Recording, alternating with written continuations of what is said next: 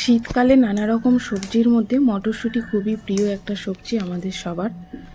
কিন্তু এই মটরশুঁটি তো আর সারা বছর পাওয়া যায় না। সারা বছর যদি পাওয়াও যায়, বাজারে অনেক বেশি দাম দিয়ে কিনে রাখতে হয়।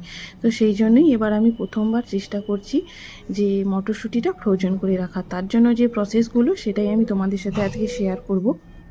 এর জন্য কড়াই আমি 1 চামচ মতো নুন নিয়েছি আর 2-3 চামচ মতো চিনি নিয়েছি। চিনিটা এই কারণে, তার কারণ কালারটা, মটরশুঁটির যে সবুজ কালারটা সেটা যেন ঠিকঠাক থাকে, সেই জন্য চিনিটা দেওয়ার। চিনিটা সেই জন্যই একটু বেশি দেওয়া। আমার এটা নিজের রেসিপি না, আমি এটা অনেক ইউটিউবের ভিডিও দেখে তারপর শিখেছি, সেই জন্য আমিও চেষ্টা করলাম এবং তোমাদের সাথে শেয়ার করলাম।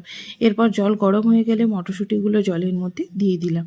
গরম জলে দেওয়ার পাশাপাশি কিন্তু একদম বরফ গলা জল রেডি করে রাখতে হবে, কারণ গরম জল থেকে মটরশুঁটিগুলো ছেঁকে তুলে নিয়ে সাথে সাথে বরফ গলা জলে ঠান্ডা হওয়ার জন্য দিতে হবে। 4 থেকে 5 মিনিট ঠান্ডা হয়ে গেলে, ভালো করে একদম ঠান্ডা যখন হয়ে যাবে, বুঝতেই পারবে নর্মাল একদম টেম্পারেচার হয়ে যাবে।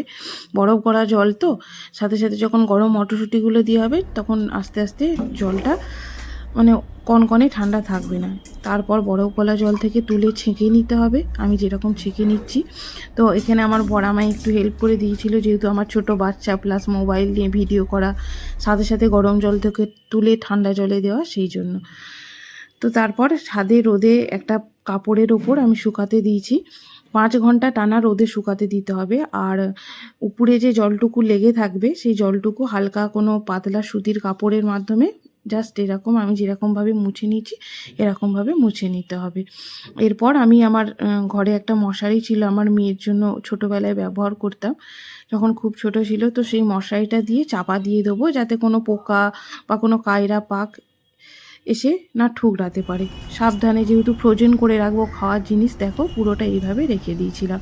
এরপর শুকিয়ে গেলে জিপলক পেপারে পুড়ে তারপর সারা বছরের জন্য তোমরা ডিপ ফ্রিজে মটরশুঁটি ফ্রোজেন